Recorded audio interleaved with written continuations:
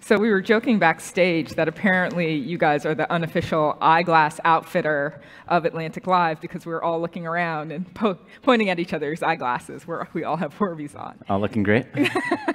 So when you first started this brand, the idea wasn't just to create an eyeglasses company, it was to disrupt the industry. Why did you think that it needed disruption, and where did you see opportunity? Yeah, I guess our goal was never to disrupt anything. I think the word disruption gets tossed around a lot these days. I think for us, we were really just trying to solve problems, and specifically our own problems. So I'd lost a $700 pair of glasses, couldn't figure out why they were so expensive. And it's how did you lose them? I was backpacking in Southeast Asia. I'd been working in investment banking here in New York. Turned in my company-issued BlackBerry on my last day and took 6 months off to backpack around the world before going to business school. Along the way, I lost my glasses, and so I came back to the US and had to buy two things, a new phone and a new pair of glasses. The iPhone 3G had just come out, went to the Apple store, paid $200 for this magical device, and then couldn't figure out why I was gonna have to pay $700 for a pair of glasses. Technology that's been around for hundreds of years. And realized that there were a lot of other frustrated consumers in the space, and got together with some of my classmates in business school. And as we started kind of unpacking why glasses were so expensive, why there had been no innovation, why no one was selling glasses online, I kind of kept coming back to the same conclusion that there was a massive concentration of power in the industry, and consumers were suffering as a result. And so I'd been wearing glasses since I was 12 years old. Had bought multiple glasses from a single company. I'd never heard of, I didn't know what that company was, but there's one company named Luxottica that owns everything from Ray-Ban, Oakley, Oliver Peoples, Persol, Arnett. They exclusively design, manufacture, and distribute glasses for most major fashion houses like Chanel, Prada, Dolce & Gabbana. They own LensCrafters, Pearle Vision, Sunglass Hut, Target Optical, Sears Optical, Macy's Optical, and then they also own iMed, which is the second largest vision insurance plan in the US. And so they've done a great job of creating this illusion of choice where you walk into a Sunglass Hut or LensCrafters, you see 50 different brands of glasses, don't realize that all those brands are owned by the same company that owns the store you're standing in, that owns the vision insurance plan you're using to pay for those glasses. And as a result, most glasses in the US are marked up anywhere from 10 to 20 times what they cost to manufacture. And we thought for the first time with the advent of e-commerce, we could create a vertically integrated brand, design the glasses that we would want to wear using the highest quality materials in the world, and bypass all the middlemen, all the unnecessary markups along the way, and pass those savings on to consumers.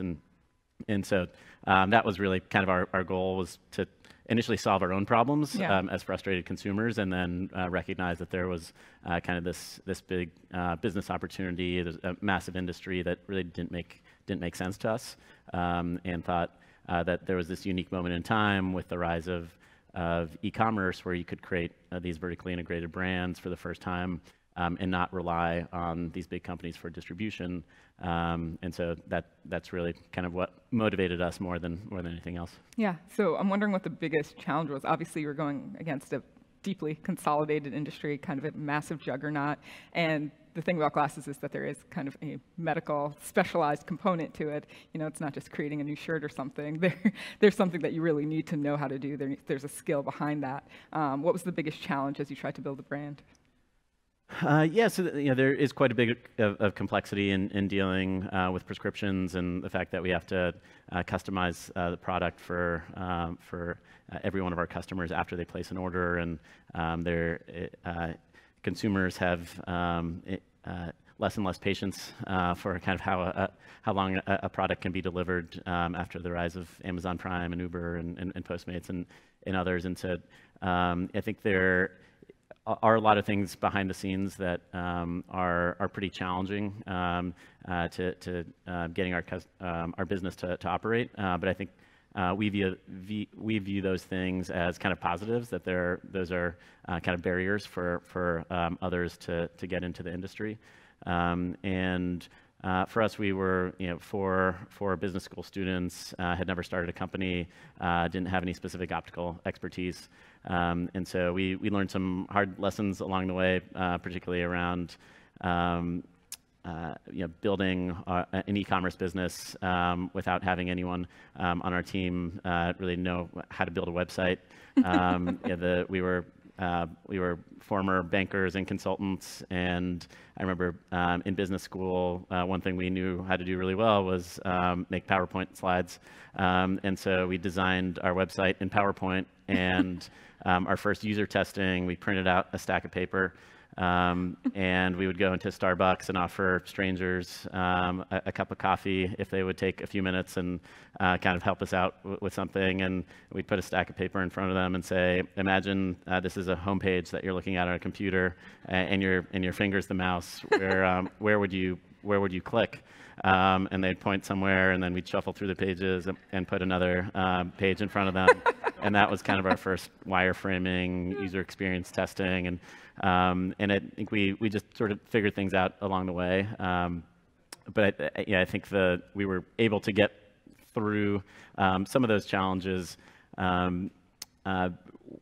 based on, while keeping kind of a couple key philosophies in mind. One is that we really wanted to treat our customers well. We were looking at an industry where there's very low customer satisfaction, and we were recognizing that if we wanted consumers to take a risk on a new brand that they weren't familiar with at a price point that might invite skepticism about the quality of our product because a fraction of the price of what people are used to paying. If we wanted people to take a chance of buying glasses online for the first time, that we had to blow them away with customer service. And so we kind of built everything with that philosophy in mind. And then the other aspect was that we wanted to build a for-profit business that does good in the world and really focus on all stakeholders that we touch. And that starts with our customers by designing a really great product and experience for them, but then also thinking about the environment. So we've been 100% carbon neutral since day one, thinking about creating a great environment for employees to learn, but then also the broader community, and recognizing that there are hundreds of millions of people around the globe that need glasses that don't have access to them, and also wanted to address that. And so I think we were, they were kind of could be up here for hours talking about kind of all the things that we were doing that we didn't have any experience with, that we kind of learned some painful lessons along the way. But I think just with those philosophies in mind, we were kind of able to get through those things. I want to drill down a little on the idea of using the work that you do, using the company to do good in the community, or to do good around the world. I want you to talk a little bit about Vision Spring and how you guys kind of bake that into the model, bake the idea of there are people in need who need glasses, who need eye exams, but instead of kind of just giving away free things, we're going to try and use this as an opportunity to do something a little different. So can you tell everyone what Vision Spring is and kind of how it operates within the business model? Sure. Vision Spring is an amazing nonprofit that was started by an eye doctor, Dr. Castillo, who's based here in New York. And their model is to go into, I think they're in roughly 40 countries around the world, primarily operating in regions where a large percentage of the population lives on less than $4 a day.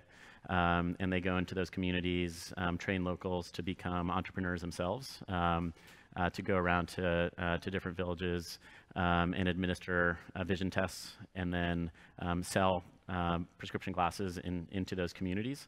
And those glasses tend to be subsidized, but because it's a market-based solution, they're forced to produce a product that people value. Again, even if they're living on a couple dollars a day, that they should be willing to pay something because they recognize the value of this pair of glasses.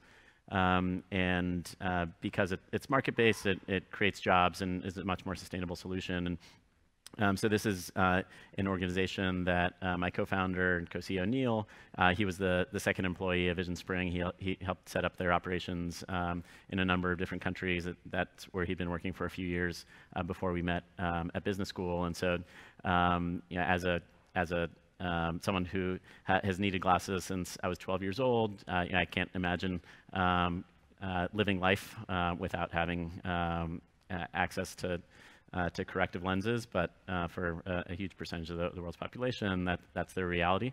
And so after talking to Neil and understanding kind of the magnitude of the problem and the great work that Vision Spring was doing, we spent a lot of time thinking about how we could help support these efforts, and landed on our buy a pair, give a pair model, which has been in place since we launched the business. So for every pair of glasses that we sell, we work with partners like Vision Spring to distribute a pair of glasses to someone in need. And we've now distributed well over 4 million pairs of glasses in the 8 years that we've been in business. Yeah. So I think Warby is one of the brands that kind of, you can see, obviously, from what you just said, kind of lives up to the doing well by doing good model. Obviously, you guys are doing well. Obviously, you are profitable and also doing good in the world. I think one of the things I hear a lot when I report on these issues is companies that are scared that the doing good part is going to cost them a lot of money, that it's going to hurt the bottom line, that for public companies particularly, it's going to hurt shareholder value. I'm wondering what you would say to those companies that are kind of hesitant about making this a real part of their business model, like a real baked-in part of the work they do.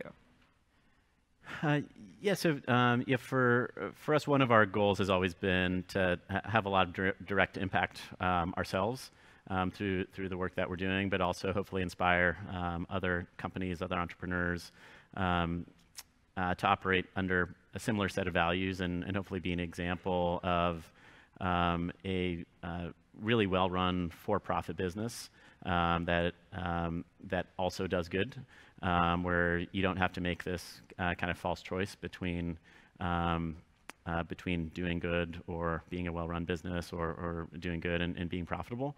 And for us, we're certainly spending quite a bit of money on some of our philanthropic efforts, but we view that as really an investment with tremendously positive ROI over the long term. And the number one reason that people want to work at Warby Parker is because we have this social mission embedded within the business. And so if we're able to attract and retain the most talented people in the world, and they're motivated to have as much impact as possible, then those things are going to translate into positive business results, and those things are going to lead to sustainability of our company and our brand over many decades. And so we think increasingly kind of the most passionate, curious, talented people in the world are going to demand that they work for organizations that are aligned with their own individual values. And so if we're able to kind of provide a home for some of those people, then good things will translate in terms of financial metrics as well. And I think we're seeing that come to life in our business, and are really proud of kind of the financial results that we're having alongside the positive impact that we're having. Yeah. If you were to distill down what type of corporate culture you're trying to create for the employees that you just described, some of the best, brightest, most innovative in the world, what would you say? How would you describe it? Yeah, we recognize that what we're trying to do is not easy, and it's going to require a lot of hard work over a very long time period. And so we want to create an organization that allows individuals to have a lot of impact. It allows them to learn and grow over time, but is also a place where they can have fun along the way. We recognize that this is going to be a long journey, and it should be fun as well. And so I think we have a culture that is collaborative. It holds people accountable, but is also one of where people can have a good time. And we just had our Halloween outing where everyone in the company showed up in costumes all day, and we had our annual Halloweenies award where the best costumes are given prizes, and people just doing things like that that I think add to the environment along the way. Yeah. So I'm wondering, you talked a little bit about how the company started, how you were successful in e-commerce, and then you guys decided to go brick and mortar, and now there are Warby Parkers in, how many stores do you guys have? We have 83 stores now. 83 stores. Why go brick and mortar, and why go brick and mortar in such a big way? Yeah, it's really been an evolution of listening to our customers, and I think we surprised a lot of people when we started opening stores. For us, we always thought of ourselves as a brand first, and one that our goal is to offer the best products and experiences to our customers, and we're agnostic to kind of the channels in which we serve or interact those customers. So we launched with e-commerce because we had bootstrapped the business. We hadn't raised any outside funding. We were 4 students working out of our apartments. No landlord in their right mind would have signed a lease with us, and we wouldn't have been able to pay rent. But after we launched the business, we realized that there kind of was this desire for a large percentage of our customers, if given the choice to go into a physical setting, that a lot of people preferred that, even if we offered this really seamless online experience. And we've always offered a free home try-on where customers can select any 5 frames from our site. We'll send you the frames without prescription lenses for free, include a free return shipping label. After we launched, we had these great features in GQ and Vogue. We were completely overwhelmed by demand, hit our first year sales targets in 3 weeks, stocked out of all our home try-on frames, had a wait list of 20,000 customers, which is good problems to have, but we started getting calls from customers in the Philadelphia area where we were based at the time, asking if they could come to our store or office because we had this really long waiting list. And we said, well, the store is my apartment, but come on over. And I think Philadelphia had the second highest murder rate in the country at the time, but we had just invited strangers from all over town into our apartments, and we found that people loved the experience, and we found that we learned so much from those face-to-face interactions that we joked that was kind of our first store. And then we graduated, we moved to New York, opened our office down on 16th Street. We were on the 6th floor of a commercial building, and put a customer showroom in our office, which is really a couple West Elm tables with some glasses on them. All of a sudden, we had hundreds of customers a day coming into that store. We experimented with a couple pop-up shops. We bought a yellow school bus that we gutted and turned the interior into a store. That toured the country for a couple years, opening up pop-up shops in cities all over the country. And again, we found that anytime we had a physical experience, it was tremendously popular with customers, and we learned so much from those experiences. And so that gave us the confidence to open our first store down in Soho on Prince and Green. And we were just blown away by the response that we saw, and the financials, the economics of that store itself. And so that was in 2013. And then over the last few years, we've really been ramping up the number of stores as we understand kind of the customer behavior. And we're seeing this interesting pattern where we open a store in a new market. The store itself drives a lot of sales within the 4 walls of that store, and is highly profitable, but it also creates this halo effect where we see our e-commerce business growing faster in those geographies than if we didn't have a store. Yeah. I want to take a break to let the audience know that, as with all other panels, we're going to come to you guys for questions in just about 2 minutes. So start thinking about them now. We have mic runners around, so get those hands up high if you have a question. So we talked a little bit about Vision Spring, and I think maybe that's perhaps the thing that people know the most about when it comes to how Warby Parker is trying to kind of do good in the world and be a good company. But what are some of the other initiatives that you guys are working on that kind of fulfill that mandate? Yeah, more recent program that we launched is called Pupils Project, where we have these great nonprofit partners like Vision Spring in geographies all over the world, but more recently became acutely aware that there's a massive need in our own backyard. So in New York City public schools, there are 1.1 million students. we estimate that 200,000 of them need glasses and don't have access to them, primarily in low-income areas. And it's pretty staggering, right? One of the wealthiest cities in the world. And so we launched a couple pilot programs to go into these schools and understand the magnitude of the problem.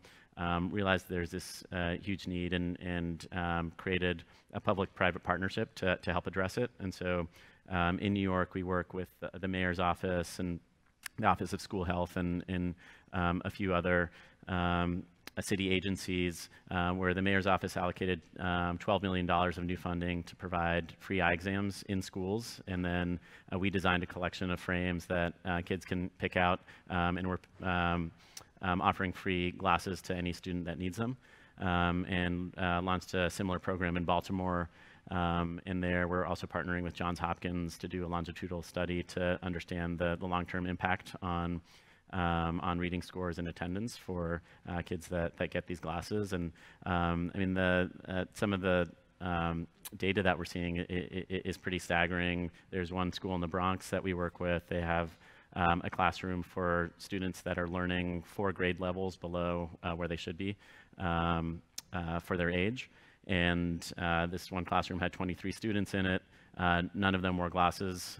Brought in an eye doctor. Turns out 19 out of the 23 need glasses. And so it's a really simple intervention that can help give a lot of these students a fair chance. Yeah. Let's go to some audience questions. Oh, right there. Hi, thank you. This is Hope Friedman. I'm a brand purpose marketer. I also teach a class, and I use your Harvard Business School case as an assignment. So I'm really curious to actually fashion students. So I'm curious, how do you bring in the social mission to the retail environment if you do? With our retail stores, we try to, we have a sustainability scorecard. So as we're actually building out and constructing the stores, we try to ensure that we're doing so in a sustainable fashion. And then as with all of our purchases, whether online or offline, those purchases help support our Buy a Pair, Give a Pair program. We also try to have those stores become part of the local community, and we let the store teams themselves decide which local charities they want to support. And if the teams hit certain targets in terms of customer satisfaction or store sales, then they get bonuses, and some of those bonuses go into the store team's pockets, and some of those bonuses are donations that they can choose which organizations that they want to support in their local community. Do we have any other questions in there? All right, I have a final one for you. I kind of love the idea of the way that the idea for Warby Parker came up. Just very simply, I broke my glasses, I needed new ones. I realized that this system does not work. And it seems like that could be true of a lot of systems. Do you have any ambitions to expand beyond Warby, to expand beyond glasses, or do you think you're set for now? We think a lot of the same principles that we've used within kind of the eyeglass market are opportunities. But for now, we're really focusing on continuing to solve problems that we uncover from our own customers. And one example of that, we consistently hear that it can be frustrating for customers to get new prescriptions. So particularly those people that know that they see perfectly fine out of their existing pair of glasses or contacts. They want to update their look, but their prescription's expired. And so to address that need, we designed an app that you can download and do a vision test from home, where an ophthalmologist who's licensed in your state can write you a prescription remotely. And so we're thinking about kind of building out a more holistic offering for our own customer base, as opposed to maybe thinking about other product categories at this point. Yeah, absolutely. Well, everyone, please join me in thanking David for his time.